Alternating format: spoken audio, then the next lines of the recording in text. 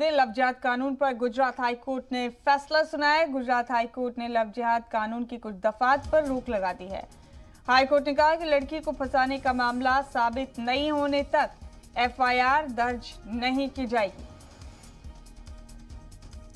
बड़ा अपडेट दे रहे हैं आपको गुजरात हाई कोर्ट के हवाले से। गुजरात में लव जिहाद को लेकर बने कानून पर गुजरात हाई कोर्ट ने बड़ा फैसला सुनाया है। अदालत ने साफ किया है कि सिर्फ शादी की बुनियाद पर ही मामले में एफआईआर दर्ज नहीं की जा सकती।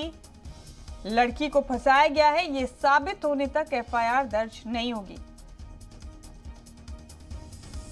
गुजरात ने इस मामले में इस कानून की कई दफात पर रोक लगाने का हुक्म दिया है। बड़ा अपडेट दे रहे हैं आपको गुजरात हाई कोर्ट के हवाले से।